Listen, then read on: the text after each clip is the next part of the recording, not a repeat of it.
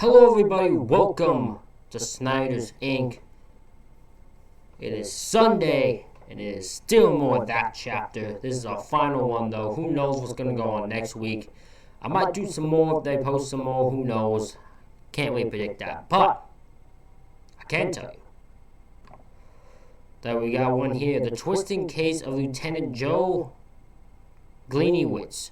I know I said that name wrong, but fuck it. So let's get into this one right now.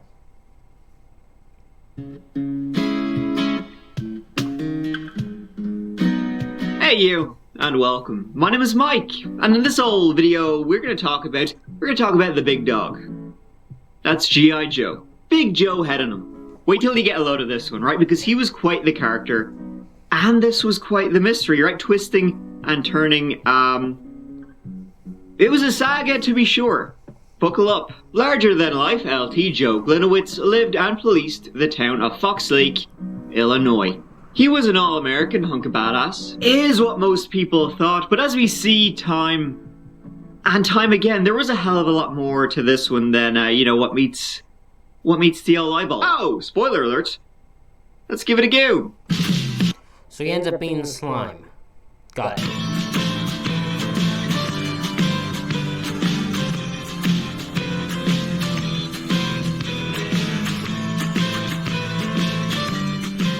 So, before we get to know the people, we gotta get to know the place. And that place is Fox Lake. Named so, apparently, because the shape of the lake looks like a fox. They failed to describe what kind of foxes they have up there, though. Obviously, the lake-shaped kind. It's home to about 11,000 people, and it's approximately an hour from the heart of Chicago. It's all about lakes up there, though. You know, are you an aquatic fanatic? Then get your booty to Fox Lake, the heart of the chain of lakes. I'm told there's a lot of bars, a lot of nature, and a lot of vacation homes empty most of the year. Move slowly up at Fox Lake, get your feet wet, is I'm sure what the ads would say. You get the picture. So this is really super interesting and all, and I could go on about Fox Lake for the next 20 minutes, but I won't, because I have a story to tell. A story that began on the 1st of September 2015.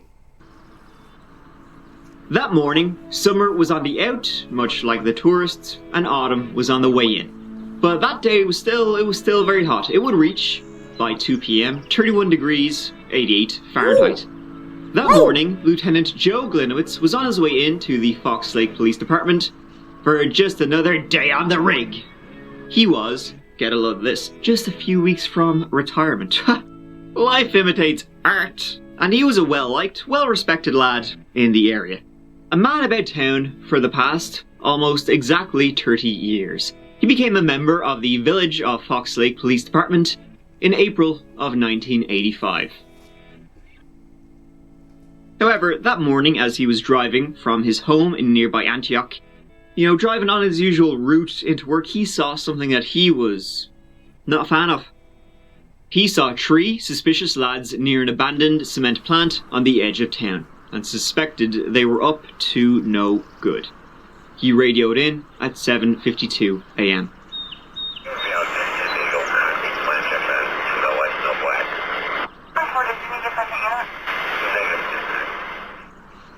Negative?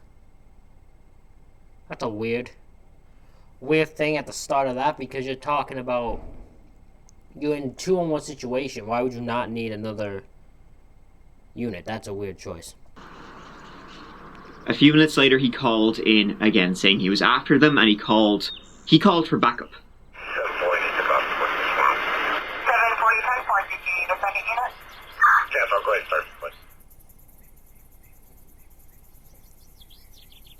It only took responding officers a handful of minutes to arrive after him, at 8:01. Small town and all that. When they did, they found Joe's car parked on the road, looked normal, but no sign of Lieutenant Joe or any ne'er-do-wells. They spread out and saw neither hide nor hair of anyone. Place was quiet as summer ends, until they heard a single gunshot. 740, what's your location? Looks like unit 6740, checking your status. 792 on location. Try him on his cell phone, please. Looks like units on honing, checking status on 6740. We don't have him right now. We're looking for him. They were unable to get through to Joe. Following the source of the gunshot, as it took them closer to the brush and the swamp, on the ground they found a body. It was Joe Gliniewicz. 32, we got an officer down, 6732, officer down at the swamp. Send everybody you possibly can. Officer is down. He was lying face down, right, and when they turned him over, blood just poured out of his nose and his mouth. He had been shot twice, though one of the shots didn't break his body armor. His gun was missing. Nearby they found his pepper spray. It had just been used. His police baton also nearby, and it looked like there had been a fight, some kind of struggle. His bits and bobs were basically all around the place. So I thought he was the scum. He's apparently not the scum because he's the victim. He's the victim here. My bad. I didn't know that. I didn't know that. Usually the title of the thing is about the murderer. So my apologies. I didn't know that. Looks like he was set up. From scene, taking the officer's sidearm, shots were fired. Whatever happened, whoever Joe, ran into, he had used everything at his disposal. Worst of all, there was no sign of any of the three men who had just murdered a police officer. So let's get to know a little bit more about G.I. Joe and his wicked sense of humor. The perfect card.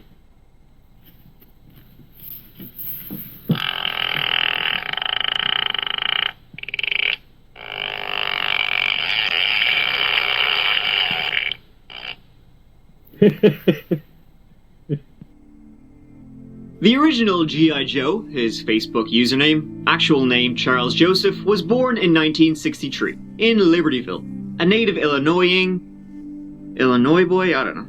He went on to high school in and would later reside in Antioch, another small town just up the road from Fox Lake. In 1980 he joined the US Army, where he got a fair few medals, fair play to him. In 84 he completed his active duty and was assigned to the National Guard, and so he decided to look for any positions with the boys in blue. And so he joined the Fox Lake Police Department in 1985, where he would remain until his death 30 years later. Officer Bostic stood by right here and started yelling for the kids to come to the light. I was able to locate one of the children that was hiding underneath one of the plastic play toys over here. In 1989, he married a woman named Melody, and together they would have 4 children, 4 boys.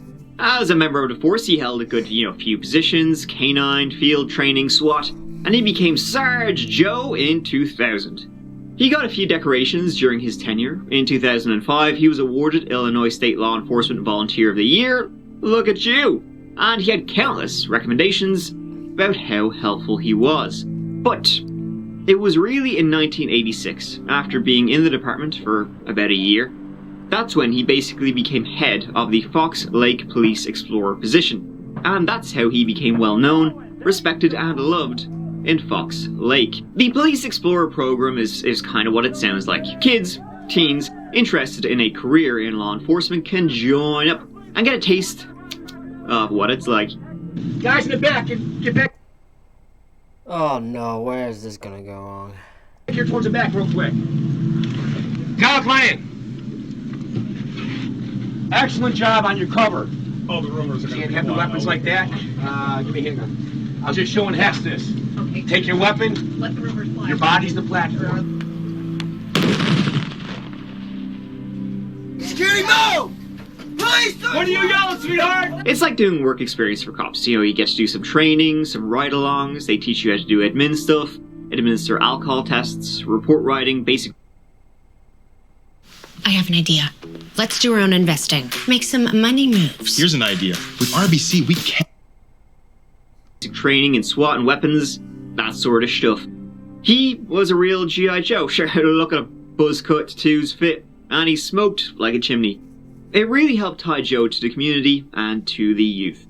So, when Joe was murdered, you can really see how this would be a loss felt across the lake. And so, the resulting manhunt would be massive.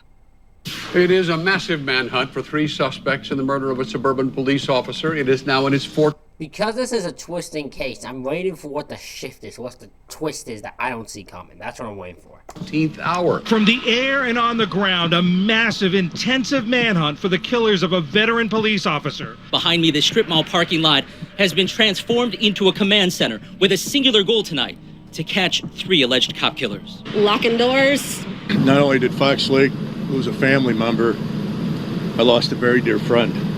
For hours, police have been following every lead. Calls from the public pouring in, reporting anything out of the ordinary. He did everything by the book, and I don't know how anyone could have done this to him. He was well known and well liked in this community where he served as a police officer for more than 3 decades. He was an absolute great man, and this is just devastating to all of us. Roads closed. The community on high alert. The law poured in. Lock and load. Cop killer was on the loose. You'd swear it was Clarence Boddicker by their reaction. Cops don't like me, so I don't like cops. The immediate searches were fruitless. And how 3 men escaped, though, it was genuinely extremely worrying, slipping through the extensive nets. It's because there wasn't much description to go off of. You got a black man and 2 white men, right? You can't just arrest everyone. If you were to see a group like that, you can't just immediately arrest them saying you're cop killers. That's the thing, right? Set up in small Fox Lake. Joe became a hero throughout the town. There were signs up, Blue Lives Matter flags, all that. Joe was my best friend, my world, my hero, the love of my life for the last 26 and a half years. He was probably murdered as part of, the war on cops. That's what some people were thinking. There were vigils. His funeral, there were hundreds. But no suspects. Yet. Fox Lake, in the meantime, was under lockdown. Leads, they had him. Fake suspects, they had him too. One woman told how 3 men emerged from a field and tried to steal her car. The likely suspects, she said. She was later found to be lying about that. Several hours were wasted here today. And if you have 3 suspects, they're going to talk to people they know, hopefully, right? They always talk. Eventually, though, they did find something. They discovered Joe's gun. It was actually found right by his body. No DNA or fingerprints are found on it, though. Well, none, not Joe's. That was weird, though, right? His gun was found right beside him. And there, the community breathed a sigh of relief. Whew, that there wasn't a killer with a cop's gun on the loose.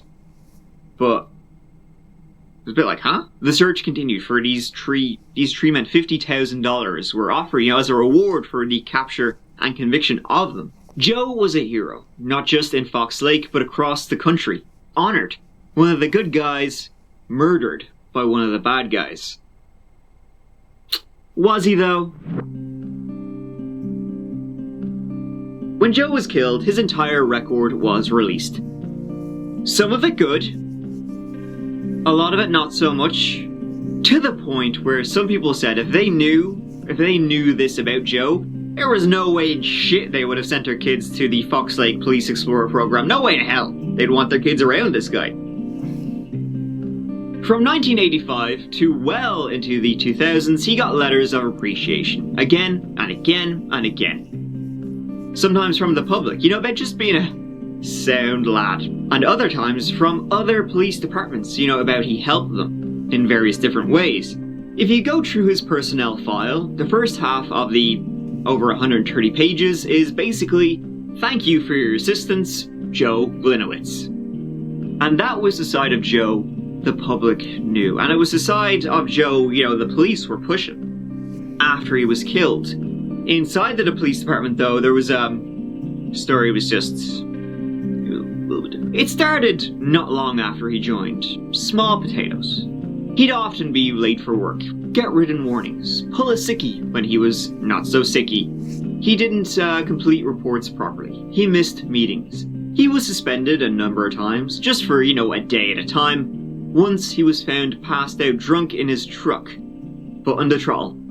He was reprimanded once for not handing out enough traffic citations, only half of what the others did. Which I will say, that's a load of shite. In 2002, in light of recent course of events, whatever that means, but I think I can guess, I'll get to it, he was busted down to sergeant. See, he had threatened to shoot a dispatcher and dump her in the lake. Alright, I knew the twist was coming. I knew the twist was coming. He's victim. He's still somewhat of a crazy asshole. Alright, thank you. Thank God. I figured it out.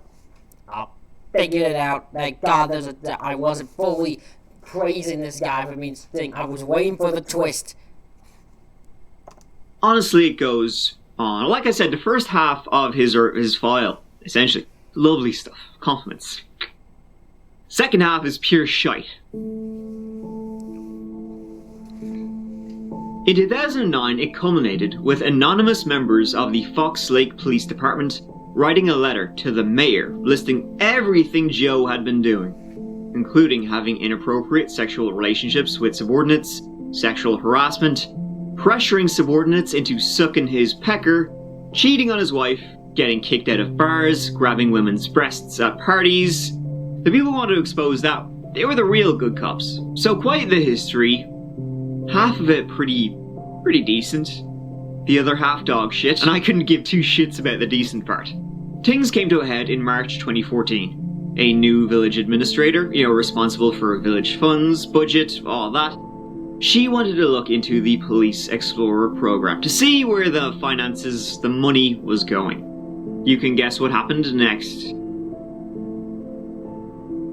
Joe was using the Explorer's post as his own personal piggy bank. His mortgage, his vacations, his children's college funds. Hey, you need money to fix... Okay, so this guy is not no hero. This guy is a police officer who's praised by people for the public setting he's been portraying. But then behind the scenes, behind the closed doors, he's horrible. We have seen this before. This is not something new. He's the thing that gives cops a bad name, though, which is unfortunate. Your car? Here you go. He was flashing the cash. He wasn't diverting the money into his own bank account, but he was spending it like it was. So when the admin, they wanted to see bank statements, they wanted to see receipts. Joe freaked out.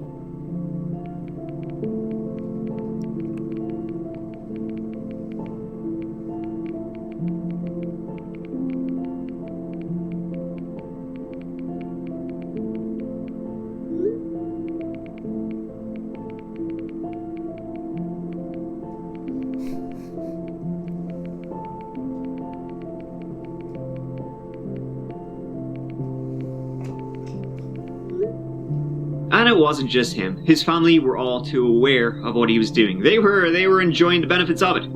He began asking for money from... Of course, they're not going to complain about it. They don't benefit from it. ...one of his sons to put back into the account. He wanted to try and cover it up by saying the Explorer's account gave out loans. And then they'd be paid back. He began to panic more and more. He wanted to arrest her for a DUI. He wanted to plant drugs on her. And he mentioned a swamp to the south, where he knew where to hide things. He also contacted the leader of a motorcycle gang about having her, What? How...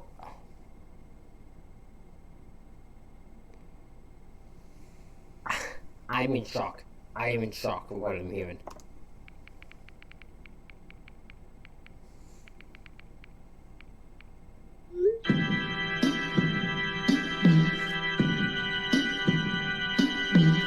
So maybe he tried to borrow money to cover this up from the wrong people. And it ended badly. Something ended badly for Joe, probably related to the fraud. That was the word. And the word is the bird. The investigation into who those three men were continued for another 2 months. Until early November 2015. And that was when the police, well, they were ready to announce their findings.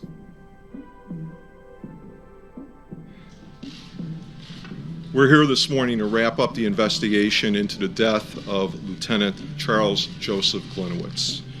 This extensive investigation has concluded with an overwhelming amount of evidence that Gliniewicz's death was a carefully staged suicide.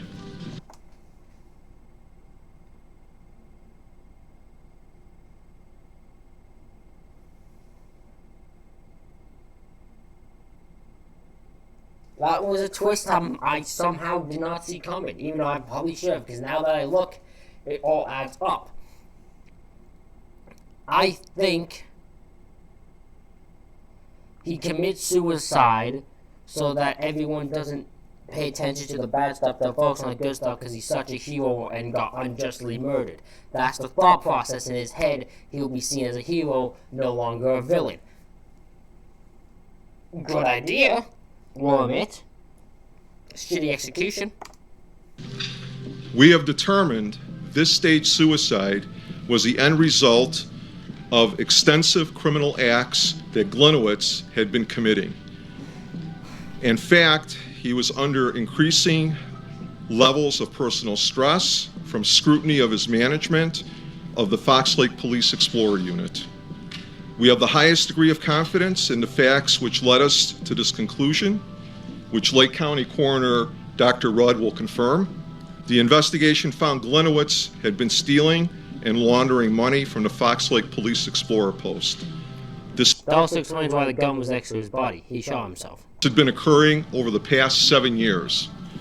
Gliniewicz was also found to have forged signatures and official documents. Thousands of dollars were used by Gliniewicz for personal purchases, travel expenses, mortgage payments, personal gym memberships, adult websites, facilitating personal loans, and unaccounted cash withdrawals.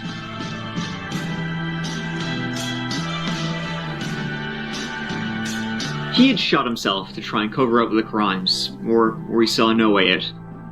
Joe staged his death to look like there had been a struggle, a fight. He ditched his stuff around the bush, shot himself though the armor dampened it, called for backup, and when they arrived he shot himself again. But he wanted his death to look like this. Why, you gotta be some kind of great cop. Come in here all by yourself. You probably don't think I'm a very nice guy. Do you? Buddy, I think you're slime. There were no signs of a struggle actually on Joe, although he kind of threw his shit around. His clothing, like, for example, was just fine. There was no defensive wounds on him. In fact, he was in great condition, other than being dead. Now, there are still those out there, though, who don't believe that he killed himself.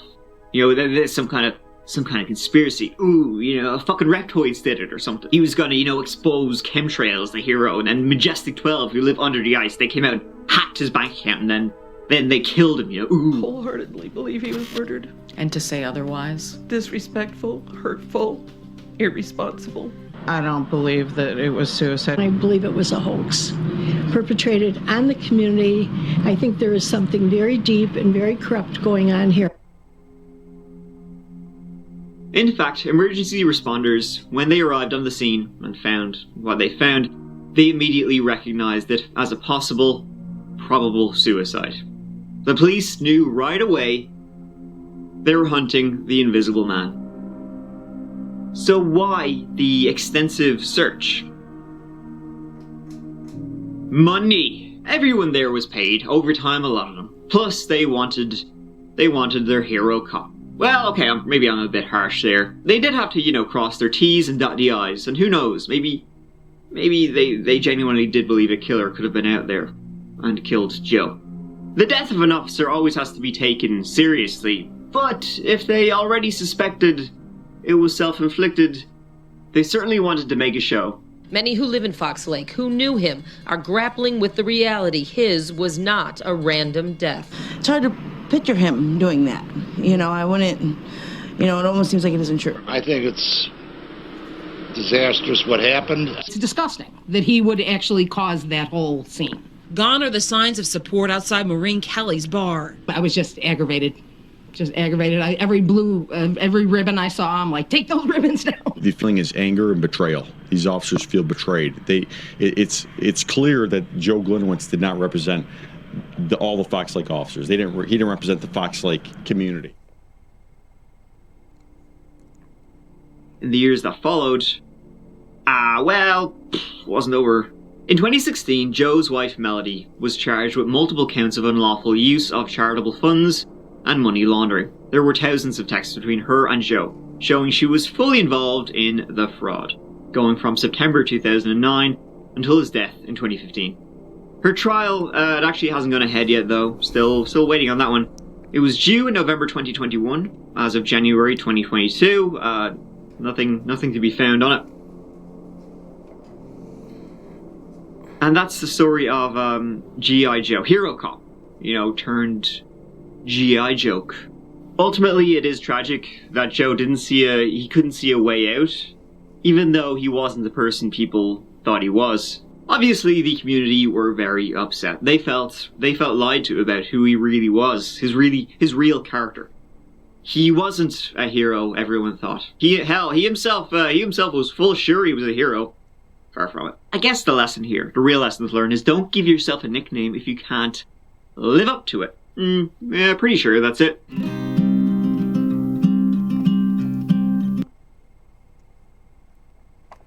And that concludes this reaction, ladies and gentlemen. Hope you all enjoyed it. It is disappointing that this scenario ended the way it did, and this guy saw no way out because he decided to cheat the system, and because of that he ended up seeing no way out to the point he committed suicide to avoid dealing with his issues. It is disappointing that that is the case. But, it is unfortunate, but it's the way it was. It's the way it is. But, thank you all for watching. Hit the subscribe button, hit the like button, comment what you think down below. Thank you all for watching, and I'll see you in the next one.